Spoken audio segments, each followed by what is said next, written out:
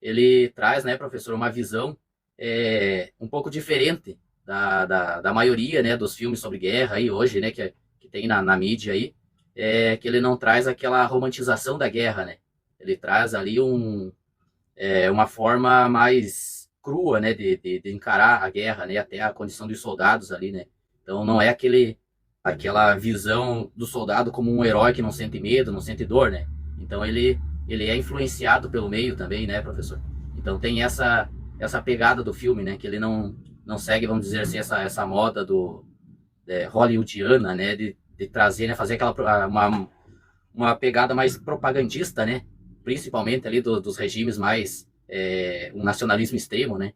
Então ele tenta trazer essa parte do filme, né, essa parte da guerra, né, o que o efeito que traz no soldado, né.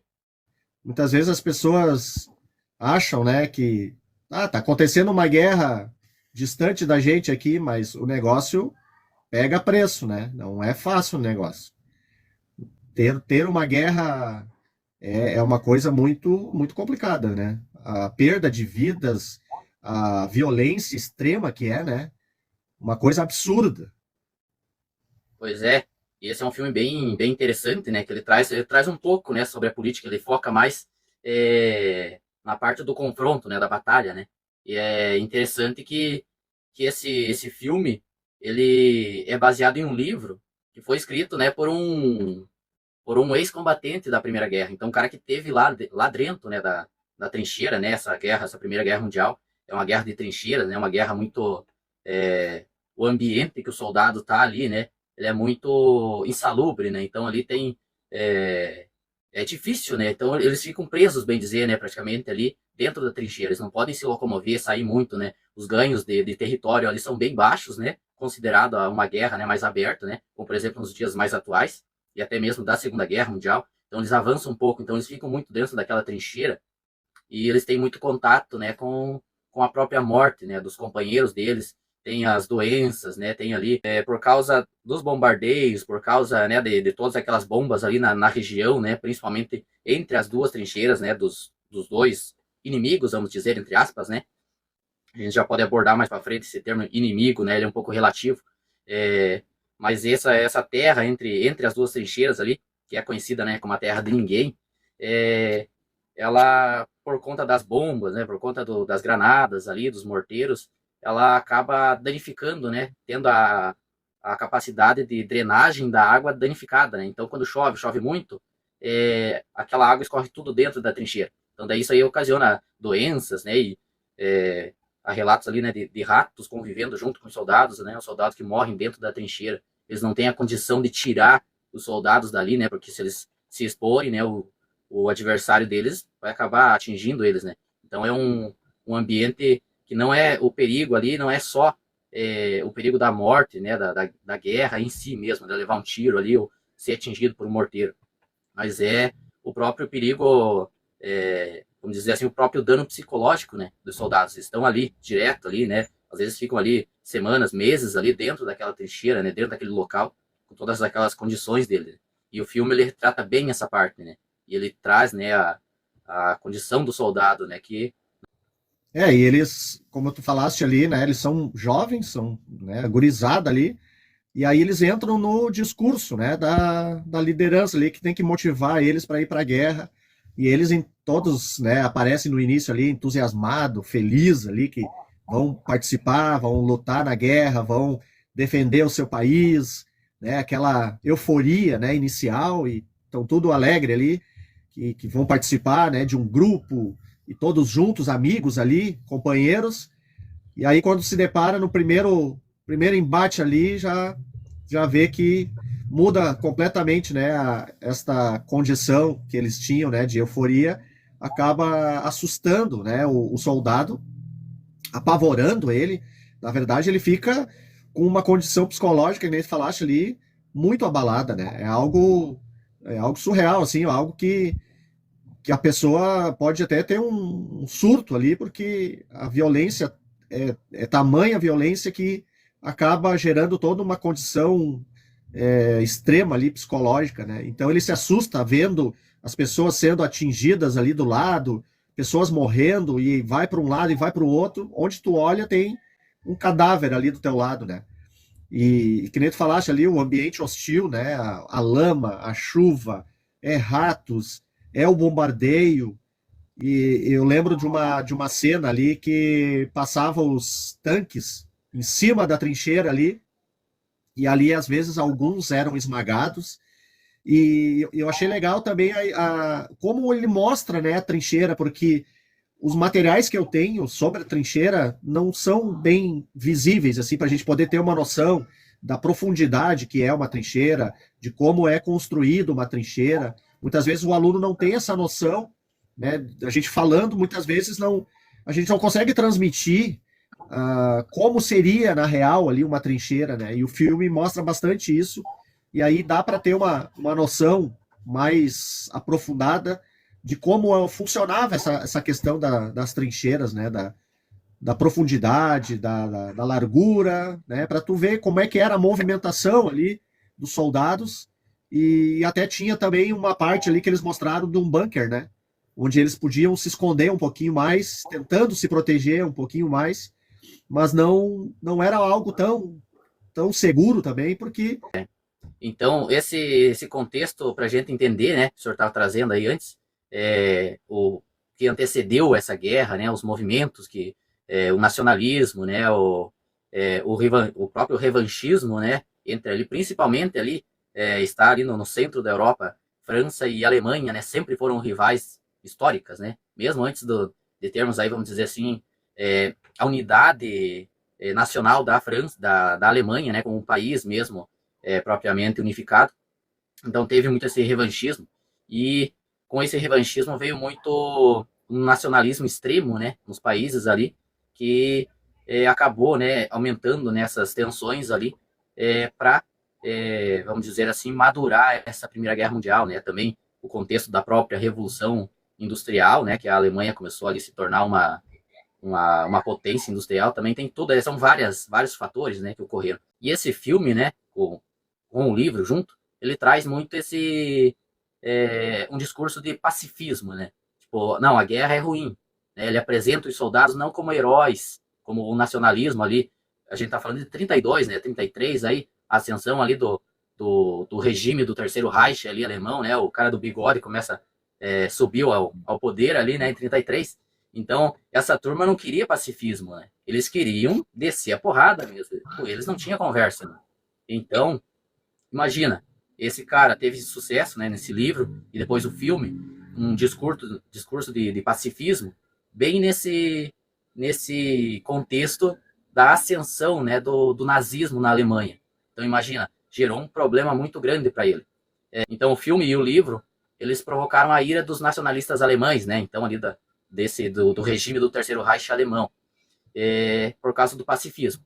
E em 33, com a ascensão de Hitler ao poder, né, na Alemanha, como o novo chanceler, ditador da Alemanha, né, o Erich Maria Remarque, né, que é o cara que escreveu o livro, ele teve que fugir da Alemanha, que se exilou primeiro na Suíça, e no ano de 39 ele se exilou nos Estados Unidos. E aí ele conseguiu a cidadania americana lá. E no dia 10 de maio de 1933, os livros dele, né, foram queimados na fogueira, na Praça da Ópera, em Berlim. E em 38, né, 1938, aí um ano antecedendo a Segunda Guerra Mundial, as autoridades alemãs retiraram a cidadania dele, e ficou a irmã do Eric na Alemanha. E ela era uma costureira. E aí ela confiou, né, conversando ali com uma cliente dela, né, de costura, ela comentou que ela bem poderia dar um tiro na cabeça do Hitler, né? E ela foi denunciada para as autoridades alemãs, né, que tinha, né, também essa propaganda, né, de você denunciar os inimigos da nação, né? Principalmente o nazismo tem muita propaganda. Então ela foi denunciada por esse comentário, e em 1943 ela foi condenada à morte, né? Foi julgada ali, um julgamento fajuto, e foi condenada à morte por decapitação. Então, a irmã do Erich Maria Remarque, o cara que escreveu o livro. Então, tem todo esse contexto aí. E essa parte que tu falou aí dos soldados que são. É um ser humano que está a serviço, né, dos governantes, né? Então, os caras da elite lá, né, os chefões do exército, ficam ficam em reuniões, em encontros para decidir a guerra vai, não vai, né? Será que a gente tem um acordo de paz ou não?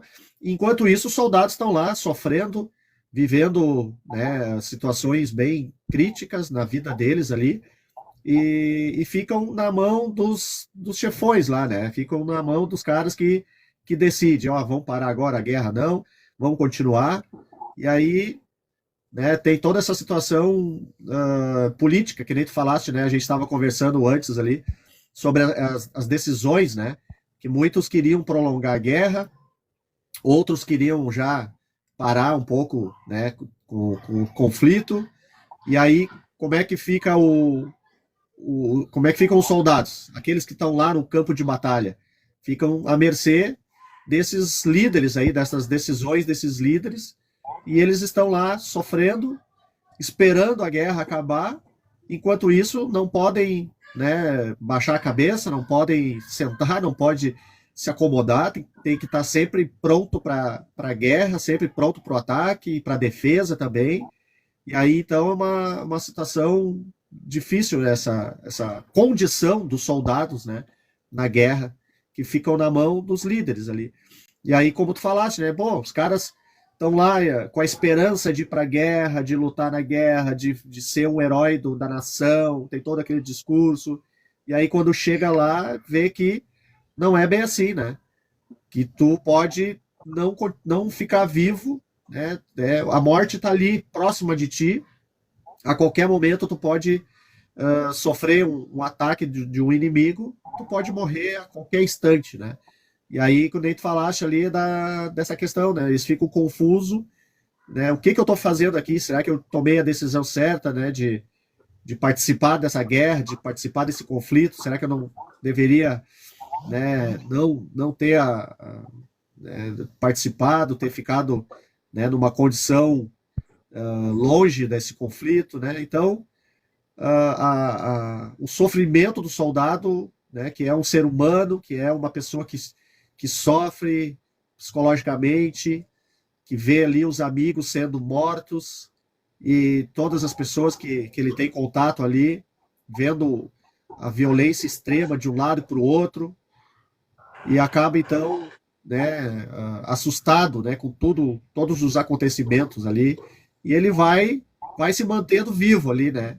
O filme vai mostrando isso, né, que alguns amigos vão morrendo e ele vai ficando sozinho, e aí tem uma parte do filme que ele fala, né, ainda, né, tô com saudade dos meus amigos, né, e aí não tem o que fazer, né, é a condição que ele tá ali no momento, e a saudade de estar numa roda de conversa apenas, né, com os amigos, não tem mais, acabou. Tu tá na guerra e é o que tem, né? Não tem outra coisa. Acabou de entrar aí o Igor Silva aí, a Jaqueline Ferreira, o Emanuel aí. Boa noite, tudo bem? É isso que o senhor falou ali também, né? A crítica que o filme faz às autoridades, né? A gente vê ali constantemente, ali, principalmente na assinatura do armistício, né? A guerra já está perdida, né? A Alemanha já está enfraquecida nessa guerra. O Ed Matos aí entrou, boa noite, tudo bem? A guerra já está perdida praticamente para a Alemanha, né? Então, o mais sensato a se fazer é aceitar, né, a rendição. E aí aparece ali um general ali, né, no filme, ali um carecão, né, polacão lá, que ele não quer assinar esse armistício, né? Ele é contra a assinatura do armistício. E aí tem um outro cara lá que é relutante, né, para que seja realmente assinado esse armistício. Porque ele, né, conforme ele está dizendo, a cada semana morrem ali milhares de dezenas de jovens, né? Então não tem por que continuar com essa carnificina.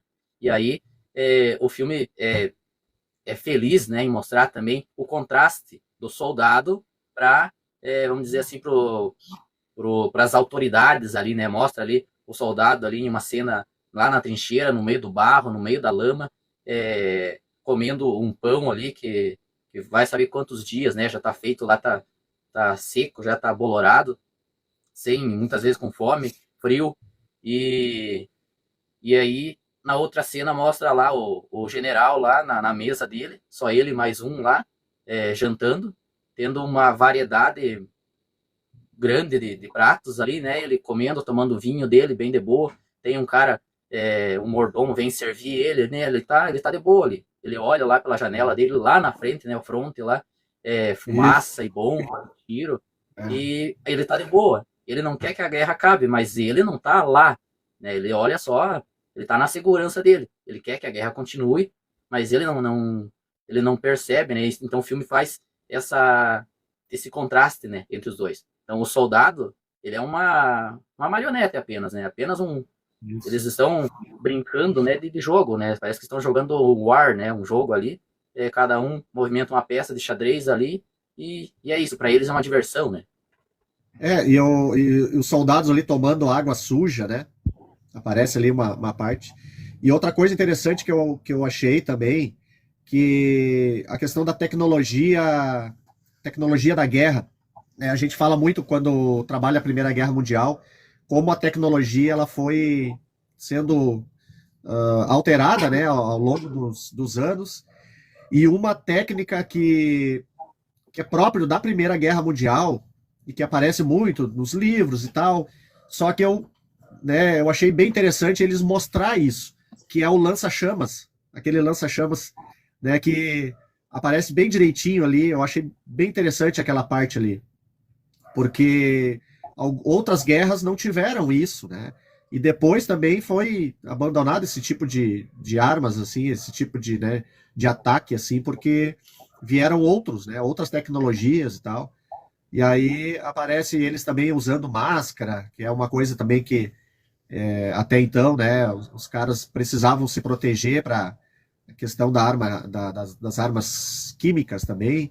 Mas o lança-chamas me chamou bastante atenção, assim, que deu para mostrar direitinho, assim, como é que eles usavam, como é que era esse tipo de coisa, porque geralmente, né, a gente está muito acostumado hoje com a guerra a longa distância, né? Tá tudo em drone hoje em dia, então os caras nem chegam perto quase do inimigo, é um ataque a longa distância. E ali não, né? Ali na Primeira Guerra eles tinham uma proximidade com o inimigo, e isso é uma característica bem própria da Primeira Guerra Mundial. E eu achei bem interessante, então, eles mostrar essa variedade de armamentos, né? Então, além de metralhadoras, o lança-chamas, a questão também dos tanques de guerra também, né? Eu achei muito interessante isso. Não tem várias guerras, né? Afora aí, longe da gente, graças a Deus.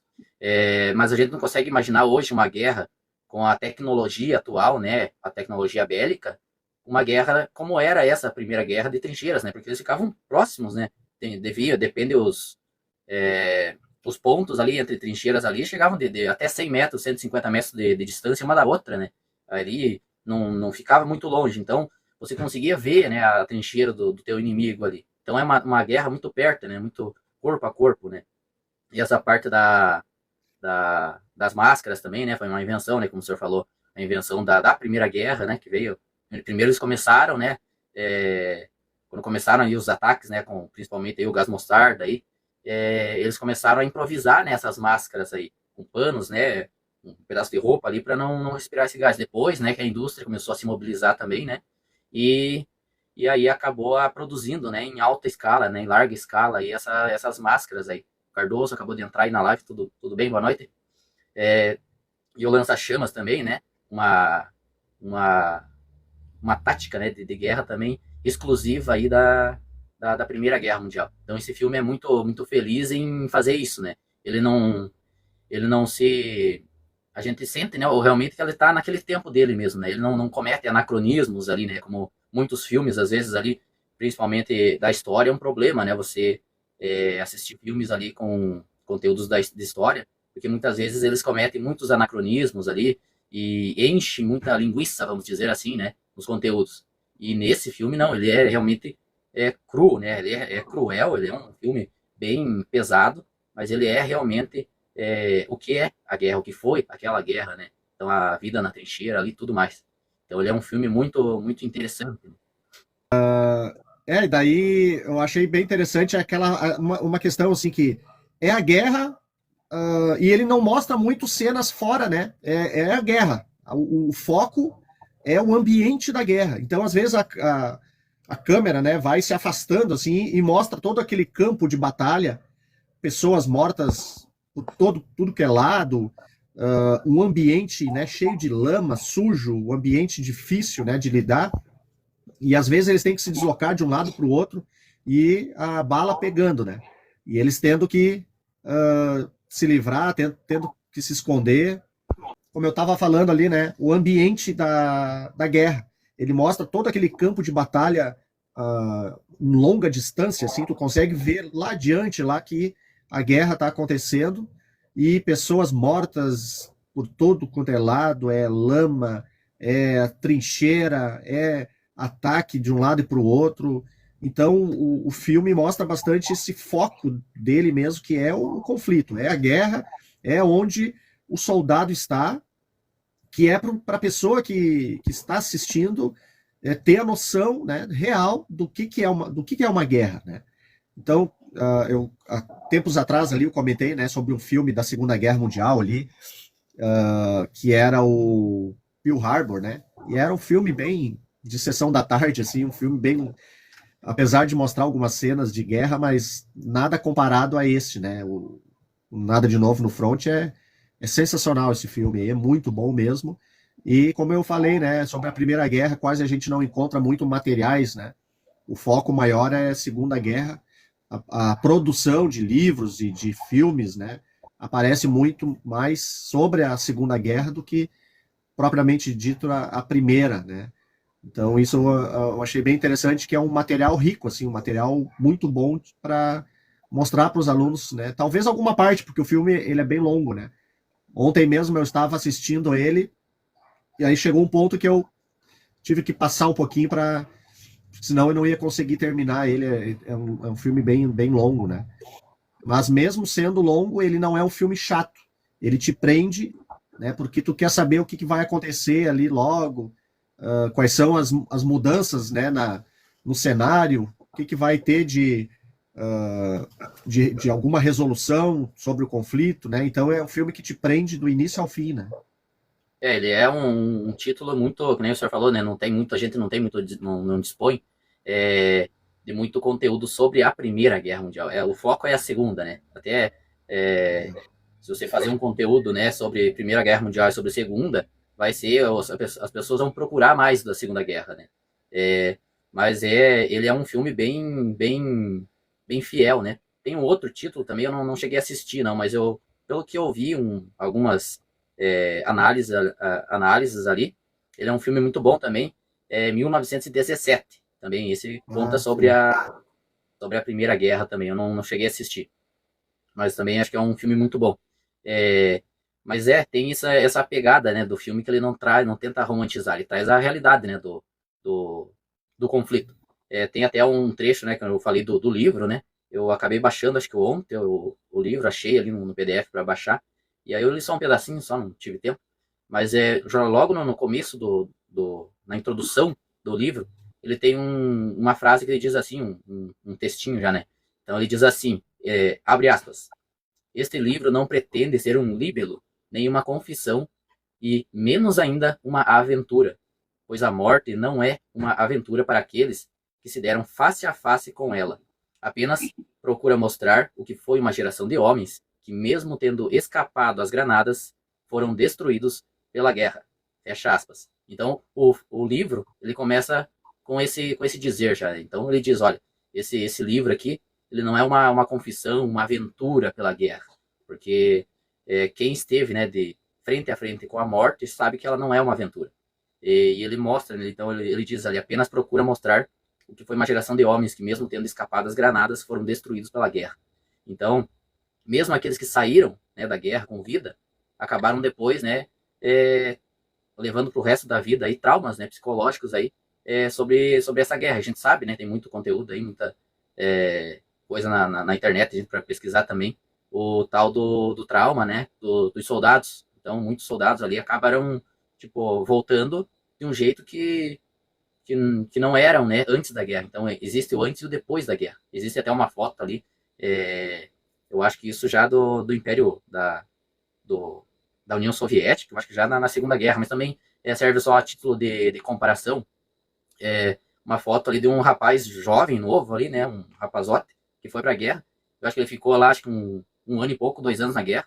E aí depois da guerra, né, aparece a foto dele, né. Então antes dele ir para a guerra era um rapaz bem novo, bem jovem. E aí depois da guerra, depois de 1 ano, 2 anos ali, acho que não chegava a 2 anos, mas 1 ano depois da guerra, ele tá, tipo, todo destruído, assim, tipo, a face dele, né, o físico, né. Então, tipo, parece que ele, nesse 1 ano de guerra, parece que ele envelheceu 30, 40 anos. Então, mostra, né, o filme, né, baseado no livro, ele mostra muito esse efeito que a guerra teve, né, nos soldados ali, na questão psicológica, né, no próprio ser, né, do soldado.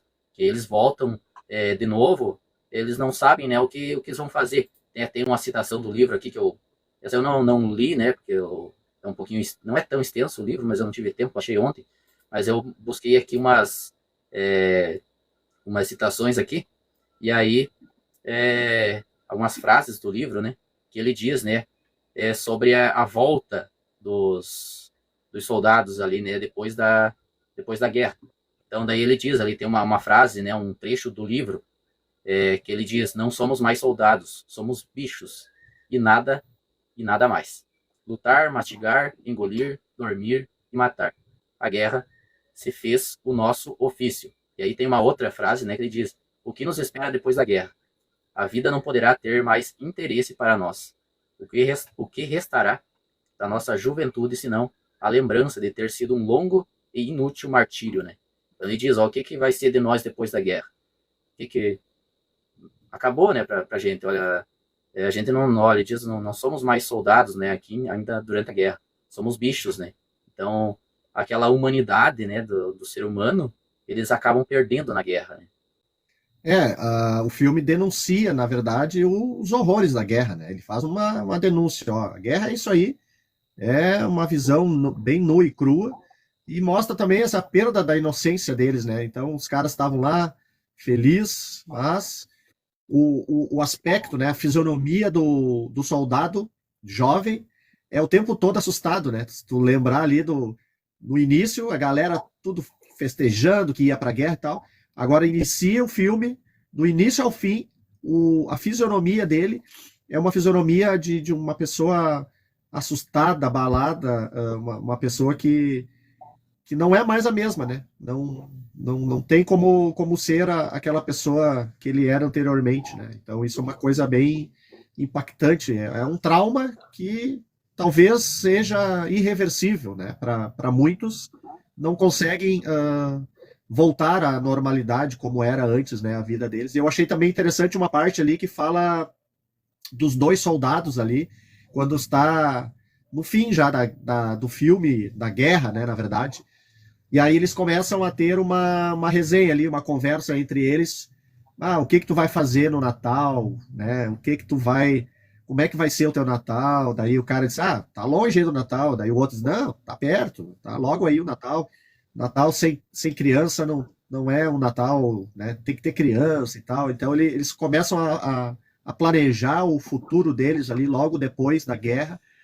E só que, né? O problema é que de repente acontece uma cena, né, que o cara acaba sendo atingido ali pela criança, né? Eles acabam dando uma rateada ali, né? Porque eles foram pegar acho que era um ganso, alguma coisa assim, ovos lá na casa lá, e já tinham tido problema lá, né, saindo correndo da, desse ataque aí dos donos lá daquela casa lá, e aí voltaram, né? Fizeram a merda de voltar, né? E aí acabaram sendo depois, né? Tentaram fugir e tal, mas de repente aparece o guri ali do nada, dá um tiro e acaba. Pô, o cara se livrou de ataques dos mais difíceis ali, dos piores ataques, e aí chega uma criança lá com uma arma e acaba atingindo um soldado, né? Uma taquari parece com uma arminha ali bem, Sim, uma arminha bem bem. simples ali. Essa parte mostra também um pouco, né, do, do que o soldado se torna miserável, né, durante a guerra. Então, olha, eles entraram ali, né, o soldado acabou perdendo a vida por causa de alguns ovos, né, e eles correram, É, né, e aí acho que o cara, acho que era o pai da criança lá, deu um tiro neles, eles correndo, né, e acertou no aham. bolso do cara e quebrou ainda alguns Nossa, ovos, né. Eles pegaram ali e ainda isso, aproveitaram, né, aquele ovo quebrado ali e pra comeram cru tomar. mesmo ali. É, É, e aí, então, por causa de alguns ovos ali, então, né, ele escapou da guerra mesmo, do grosso da guerra, e por causa de alguns é. ovos ali, uma criança foi lá e acabou com a vida dele, né. E tem uma outra cena também que é bem uma das. O filme inteiro, né, ele é bem impactante. Mas tem uma outra cena ali, já perto do final ali, que eles vão tentar dar uma investida, e aí eles. O exército francês vem de lá com tanques de guerra lá, e os caras com lança-chama e tudo, e eles têm que dar uma retirada, né, correr. E aí o ator principal ele cai em uma cratera ali, né? Possivelmente ocasionado por alguma bomba, alguma coisa ali. E tem muita água ali, né? Porque choveu, né? Então a terra já não consegue drenar mais. E aí ele acaba tendo uma luta corpo a corpo com um soldado ali, né? E ele acaba ferindo aquele soldado ali com golpes ali de faca. Só que ele não Aham. mata o cara, né? Então, a um primeiro momento, né, o cara tá lá agonizando e saindo sangue pela boca ali e tal. Uma cena bem dramática. E aí ele fica cuidando, né, pra ver se os caras não vão vir atrás dele, né, porque ele já tá fugindo. E aí ele fala, em um momento, ele fala pro cara, cala a boca, tipo, nervoso, né, descontrolado já. E aí ele fica um tempo ali, ele olha para aquele soldado ali agonizando, agonizando, e aí ele vai tentar ajudar o cara, né, pega um pano ali, um lenço, né, aquela água suja, né, dentro daquela cratera, e molha aquele pano e coloca água na boca do soldado ali, né? E aí pega a faca ali, o cara pensa que ele vai terminar, né, com o sofrimento dele, ele só pega para abrir aqui a farda dele ali para desafogar um pouco ele ali, coloca um pano aqui, né, como se fosse uma gaze, né, para tentar estancar o sangue ali em vão, né? Mas tipo, ele tenta fazer alguma coisa, tipo, mostra ele, né, que ele, tipo, de certa forma ele se arrependeu, né, do que ele fez, tipo, ele viu que aquele soldado ali era apenas um ser humano, né? E aí o soldado acaba morrendo, né? E aí ele abre a farda do cara ali e acha, né, uns documentos ali e tal, fotos, fotografias, né, da família do cara, uma mulher e uma criança, né? E aí vê a profissão do cara lá, uma profissão normal, né, que o cara tinha antes da guerra. Era um civil normal, não era nem um soldado profissional. E aí ele percebe, né, é, que o inimigo dele também já não é inimigo, né? Não, ele tá ali porque ele foi mandado, assim como ele tá ali inserido naquele contexto, né? Naquele ambiente, aquele inimigo, entre aspas, dele também não tá da mesma forma. E até essa cena é interessante, é bem fiel ao livro também. Que no livro retrata como aquele soldado francês ali que acabou morrendo como Gerard Durval. No livro retrata essa cena. É um nome fictício, né? Por causa do. Ele não usa nomes ali reais, mas ele descreve lá no livro essa cena. E eu separei aqui 4 frases ali do livro que descrevem essa cena aqui, né? Que ele vai narrando, né? Então ele começa assim: o inimigo é apenas uma palavra, um espectro. Quando se olha de perto, não passa de um ser humano. Né? Então ali ele vai comentando, né? E aí ele diz: eu não queria te matar, camarada. Se pudesses saltar para a trincheira e fugir, também o farias. Eu tinha que te matar para salvar-me. Agora vejo que é um homem como eu. Pensei nos seus companheiros, na sua mulher, no seu pai e na sua mãe. Eu deitei ao lado e, sem saber por que, tirei o seu chapéu. Lá estava o nome dele e a data de nascimento. Gerard Durval. Né? Então, esse drama aqui, ele retrata também no livro, né? E o filme também é bem fiel a trazer, né? Que traz, enfoca, né? Nessa questão de que o inimigo, né? Os soldados acabaram percebendo a um certo momento, né? Percebiam que o inimigo também não era malvado, não era ruim. Ele estava ali com o mesmo destino infeliz que ele também estava, né? Então, tem essa parte do filme, né? Essa humanização, né? Do inimigo, né? Que eles acabam, de certa forma, humanizando o inimigo a certo momento ali. entendendo que ele também é apenas um ser humano ali, que tem uma vida, tem uma família, tem uma profissão, e que a vida dele também foi, né, vamos dizer assim, arrebatada por causa da guerra. Ele não está ali porque ele quer, ele está ali porque foi posto ali, e talvez ele nem sabe bem por que ele está lutando, né? E demonstra muito isso no filme, porque a guerra de trincheiras, o ganho territorial é muito pouco, né? É muito pouco. Edson Cocan acabou de entrar aí na live aí, meu primo, esse aí, Edson Cocan. Então ele acaba mostrando, né, fazendo essa crítica, né, do, vamos dizer assim, da perca de vidas ali por algo que não vale a pena, né? Porque o ganho territorial nas trincheiras é muito baixo, né? E é um custo muito alto. Porque se você vai se expor, né, para você ganhar território, você tem que ir de encontro a uma fileira de inimigos que estão ali postos ali, estão ali nas suas posições, estão ali com as suas metralhadoras ali, né, alocadas em pontos estratégicos. Então você vai de peito aberto, né, porque esse território, né, entre as trincheiras era um campo aberto. Então para você ganhar um território era à custa de muita vida. E muitas vezes nem conseguia ganhar, era apenas uma chacina, né, apenas um desperdício da vida humana, né. Outra parte também que eu achei interessante ali, Leandro, é aquela parte onde o soldado ele começa a recolher de cada morto ali é tipo uma medalha, eu acho, né? Com o nome do soldado, acho que tinha ali, né? Uma plaquinha, né, a placa com o Uma nome ali. plaquinha. Isso. E Isso. aí ele quebra ali, vai recolhendo de cada um, porque depois eles vão ter que fazer a contagem ali para ver colocar o nome da pessoa numa lista lá dos mortos da guerra ali. Eu achei interessante também aquela parte. Eu fiquei olhando o que ele tá fazendo ali, né? Aí depois que o filme daí vai mostrar os caras começando a dizer lá, colocando numa lista lá o nome de cada um que morreu. E aí era uma forma deles saber, né, pelo menos alguns ali, quais soldados que foram atingidos e acabaram, né, perdendo a vida ali. E aqui eu coloquei o cardzinho aqui do filme, ó, e o cara, dá pra ver ali a cara dele, né, de assustado. Para quem não assistiu o filme, isso aqui é a cara do filme, né? Porque o rapaz ali, que é um jovem, passou o filme todo com essa expressão e às vezes até pior aqui dessa expressão, né? Dali para pior, né? De como ele sofreu bastante com a guerra, né?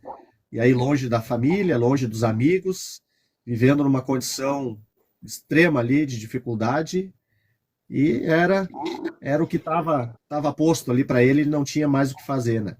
Só tentar se livrar. Mas isso que tu falou é uma coisa interessante, né? Porque muitas vezes né? Por que a gente tem que estar na guerra, né?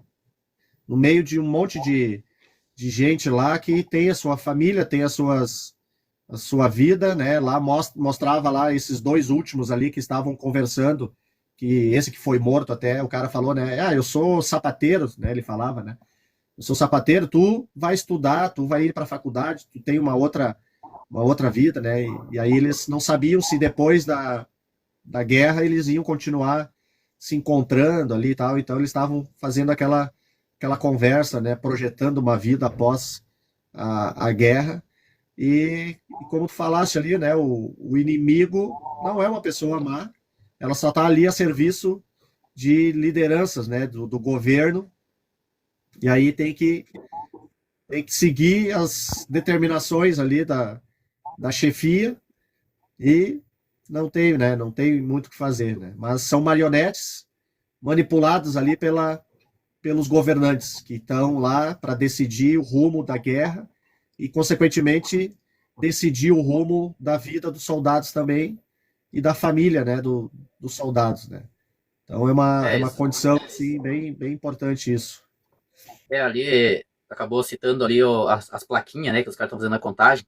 E daí lá eles vão fazendo a contagem, vão falando o nome, né, dos soldados, vão falando a data de nascimento, né. Ali 1898, 1899, 1900. E daí vai fazendo aquela contagem ali. E aí uma hora aquele cara que tá fazendo a contagem lá fala, ah, chega, chega. Daí ele vai falando, né, essas datas ali. Daí depois dessa Aham. cena, ele mostra a data, né, o ano que era, né? Então era 1918. Então aquele soldado de 1898, né, a data de nascimento, então ele tinha 20 anos. Aquele que em 99, ele em 1899 tinha 19 anos, o de 1900 tinha 18 anos. Teve até um lá que ele contou lá, que ele falou, data de nascimento tal, fez 18 anos ontem, né? Então, tipo, eram tudo jovens, né? Jovens que tinham toda a vida pela frente, que tinham, né, o seu potencial, né? Tinham muito mais a agregar para o país, para a nação como um todo, ainda mais nesse contexto, né, dos regimes ali nacionalistas, né? Que você tem que dar um boom na sua nação, né? Então, eles tinham com certeza jovens ali muito mais a oferecer à sua nação em vida, né? Estudando, se formando, fazendo coisas que realmente, né, viessem agregar à sociedade do que estar lá no meio da guerra que não valia para nada, né? Era uma guerra em vão, né? Ainda mais nesse contexto, já em 1918, já no final da guerra, a guerra já estava perdida, eles estavam continuando a guerra, trazendo mais jovens que poderiam, né, estar aí dentro da sociedade, né, sendo cientistas, sendo professores, sendo engenheiros aí, sendo com certeza eles tinham muito mais a oferecer para o país do que estar lá no meio da lama, no meio da lama, atirando no, nos seus inimigos ali para ganhar poucos metros de avanço, né? Então tem essa parte da guerra, né? Mostra principalmente que os soldados eram bem jovens, né? Que eram ceifados, né, pela guerra.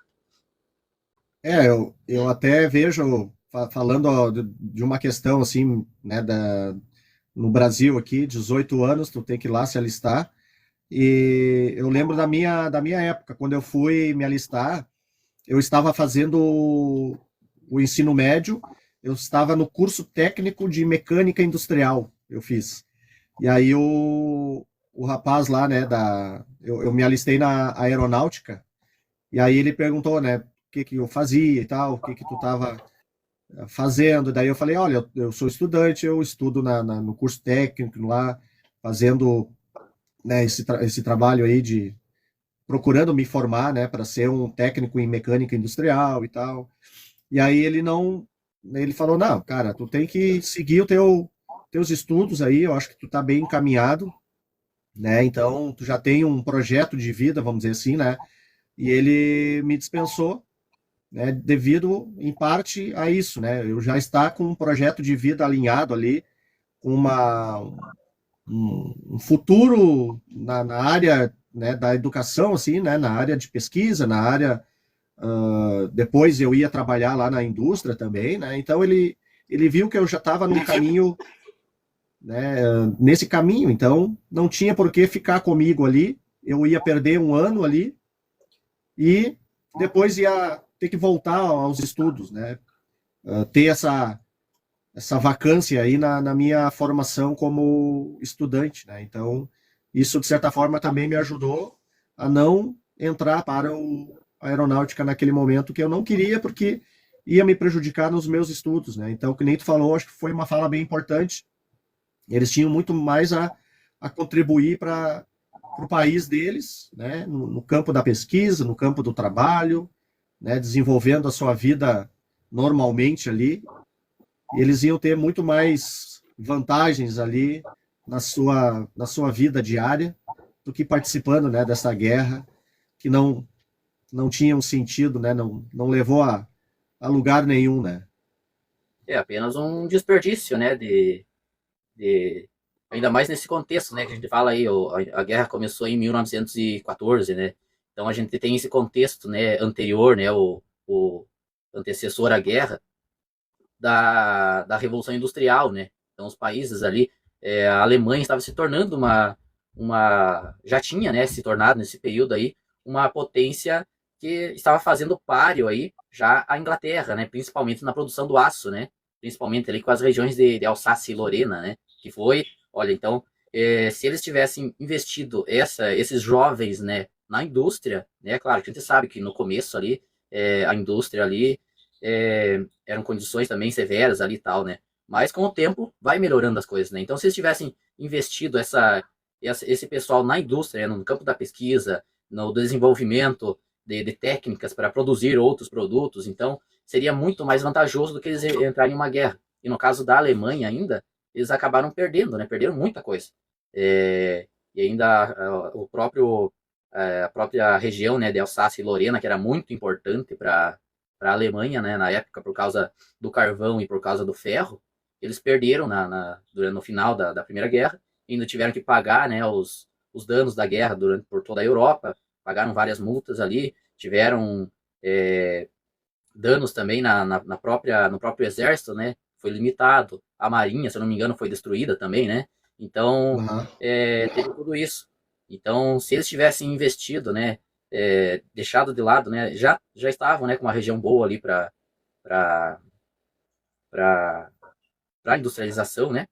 E então é que nem aquele ditado, né? Quanto mais a pessoa tem, mais ela quer, né? Então Uhum. já tinham já um bom, vamos dizer assim, já estavam encaminhados, mas aí eles querem mais e mais e mais, e até como eu falei, né? Quanto mais tem, mais quer. Uma dos motivos, né, para se eclodir essa guerra também foi o próprio neocolonialismo ali, né? As nações estavam disputando territórios fora da Europa, né? Então, cada um queria terras e queriam mais e mais e conseguia um pedaço de terra, não se contentava com aquilo, queria mais e mais e mais. É isso que a gente vai ver também antes do início da Segunda Guerra Mundial, que também, né, acontece com a Alemanha também, né? Que vai anexando territórios, anexando, anexando e sempre vai querendo mais, até eclodir uma guerra. Então, tem essa questão aí, né? Vamos dizer assim, a ganância, né? É um dos principais males, vamos dizer assim, da sociedade e do mundo como um todo, né? Se a gente for analisar nesse aspecto.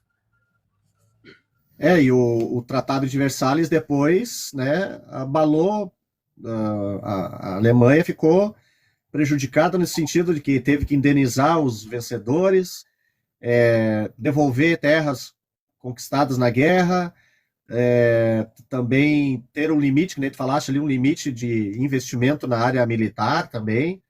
E então não tinha toda essa necessidade, né? Ela ficou abalada psicologicamente, né? O povo ficou, né, com essa situação, né, com essa condição. As lideranças também ficaram com essa condição de pô, nós estamos, além da nossa vida material estar prejudicada devido à guerra, a moral, né, toda a questão psicológica do povo alemão, isso depois foi utilizado pelo homem do bigodinho para que ele, né, pudesse unir o povo e fazer a Segunda Guerra, né? Então, de certa forma, isso ajudou a motivar o povo, né? Vamos sair dessa condição, vamos abraçar essa causa, estamos todos juntos para sair dessa crise. Então, isso foi manipulado, usado como recurso para utilizar depois uma desculpa, né, para poder investir na Segunda Guerra Mundial, né? Então, aqueles que começaram também a seguir o Vasculhando História e o Prof. Denilson Seixas aí também uma coisa importante aí para nós fortalecer aí esses trabalhos aí e a gente continuar, né, Leandro? É, Fazendo aí mais materiais aí. incentiva muito, né, a gente, os nossos conteúdos aí vamos dizer assim, no campo da educação não é tão visível, né, quanto muito mais fácil, muito mais viral, né? O pessoal faz um conteúdo aí, às vezes uma dancinha, alguma coisa, outra ali, né? E viraliza bem fácil, né? Sem É. muito, vamos dizer assim, não necessita de muito preparo para você fazer, né, o conteúdo.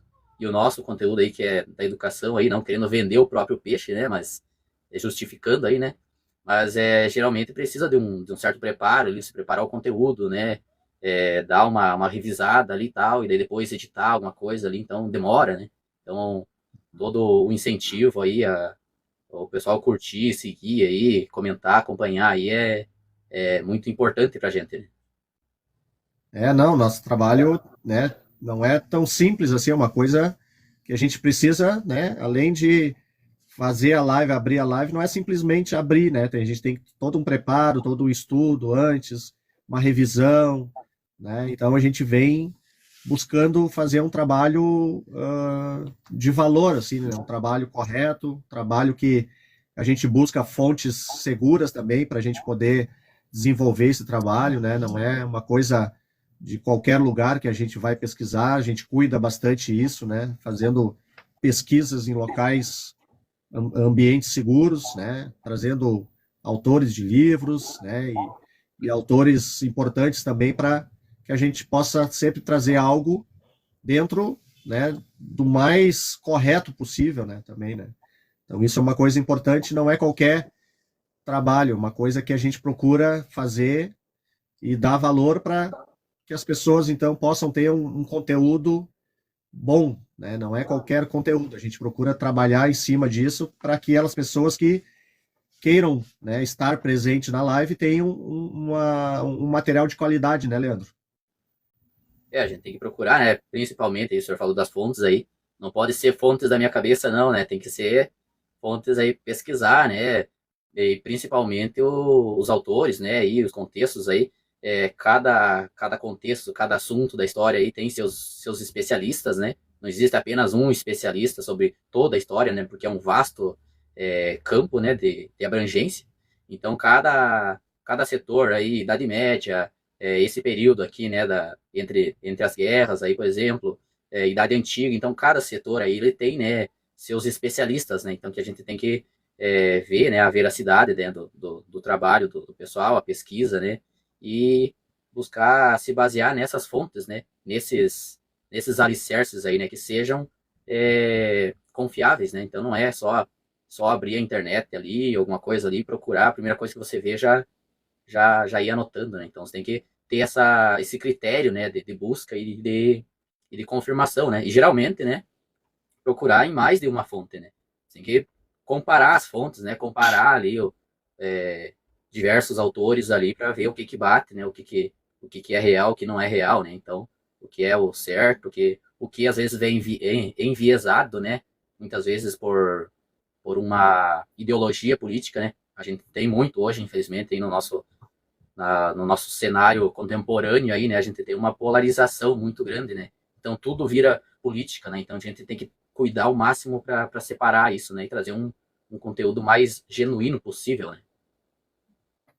A gente tem que fazer um filtro, né? Peneirar as informações e ver o que realmente dá para considerar e aquilo que dá para descartar. Muitas vezes a gente vê aí na internet teorias, ou até em revistas mesmo. Tem algumas revistas que são muito sensacionalistas e querem distorcer um pouco da história e acabam até prejudicando, né, o trabalho que é feito com seriedade, o trabalho do historiador, né? Então vem com umas teorias mirabolantes aí e que aí a galera às vezes acaba gostando muito mais dessas historietas aí do que aquela história, né, que é uma ciência séria, que é uma ciência que precisa ser levada a sério, né?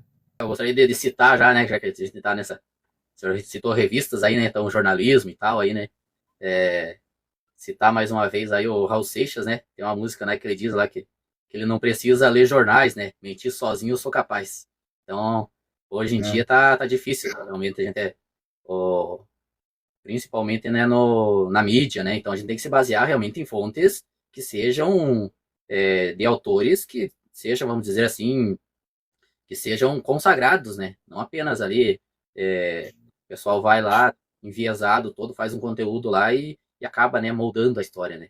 Então, a gente tem que pesquisar não apenas, né, eu, por exemplo, notícias atuais, eu não estou muito por dentro, vejo alguma coisa ou outra meio por cima só, mas não me aprofundo, até porque não vale muito a pena, né, a gente não vai ter, claro, é bom estar, né, informado, mas a gente não vai mudar o cenário, né, então vamos focar, né, em uma coisa primeiro, né. É, então a gente tem que pesquisar em fontes concretas, né? Fontes ali que tiveram por trás, né, dessas fontes, desses autores, tiveram várias outras fontes, né, para ele criar esse conteúdo, né, também. Um livro, um historiador, principalmente, ele vai atrás de muitas fontes, né? Então a gente tem que se atrelar muito a isso, né? Não ir pelo modismo aí, né, que não é o caminho certo, né? Então não é não é lendo jornais, né, que você vai assistindo o jornal, né, que a gente vai aprender a história, né. Então pegando a fonte, né? Beber direto da fonte, né? E tem alguns caras que são aproveitadores também, né? Colocam, né, materiais querendo ficar famoso ou alguma coisa nesse sentido, assim, né? E com a inteligência artificial agora também a gente tem que cuidar bastante porque tem muita distorção, né, da realidade. Às vezes a gente vê personagens ali do campo da política, e muitas vezes tu vê, nem é o cara que está falando aquilo ali, né? É uma produção muito bem feita, né? Então tá bem difícil né, da gente, por isso que cada vez mais, né, a gente reforçar, tu ter várias fontes, comparar, né, para poder ter uma proximidade da verdade, né? Então, isso os professores sempre falavam lá na universidade, né? Então, o historiador, ele é uma pessoa que é um cientista, que ele faz o trabalho tentando se aproximar cada vez mais da verdade. E talvez ele nunca chegue a uma verdade absoluta, mas ele vai fazer o trabalho de pesquisa, trabalhando a fundo, com materiais, com várias fontes, fazendo comparações, até ver, né, o que mais se aproxima daquele fato real, né? Então, o trabalho do historiador é importante nesse sentido, assim, porque ele tem uma dedicação, né, e uma ética também para trabalhar em cima das coisas, não vai fazer qualquer material, né, só para ganhar dinheiro, né? Então, é um cara que tem uma, uma importância muito grande, né? O papel do historiador é algo fundamental para mostrar como é a realidade, né, das coisas. É, exatamente, né? Um paradoxo, né? Vamos dizer assim, da história, né? O pessoal pensa que a história aconteceu lá atrás, lá, tipo, é fácil estudar história, né? Só você pegar o que já aconteceu e tal. Mas não é assim, né? Cada passo a gente vê que muitas interpretações históricas elas mudam com o tempo, né? Até mesmo por causa das pesquisas, né? Principalmente aí nos campos da pesquisa, do historiador, né? E hoje, né, a gente tem muita tecnologia na arqueologia, né, também. Então, muita coisa, às vezes, ela vai mudando com o tempo, né? Coisa que há um tempo atrás era uma história lá vamos dizer, antes de Cristo ainda, né? Se pensava uma coisa, hoje já pensa outra, né? Então, ela é imutável, né? E também por causa da pesquisa, né? Então é isso que, que faz, né, o conteúdo ser verídico ou não, né? O critério, né, das suas fontes. Mas já E são assim, 20 para as 10. Eu vou ter sim, que. já dá para dar uma encerrada aí. Isso, vou ter que sartar pro Pela agora. Tá bom, então. Mas valeu, então, Leandro. Valeu pelo convite aí. E a gente vai organizando aí mais adiante, então, outras lives aí junto. Hoje um assunto bem legal aí, Primeira Guerra Mundial. E te agradeço, então, aí pelo apoio aí, pela tua dedicação, pelo teu trabalho aí também. E a gente combina, então, mais adiante aí uma próxima live juntos aí. E quero agradecer, então, a todos os que participaram, que curtiram a nossa live, que seguiram, pessoal que ou simplesmente assistiu aí também. O importante é vocês estarem aí para a gente poder fortalecer o nosso trabalho aí. Assim, eu que agradeço também. E a gente vai combinando, né, mais para frente aí também.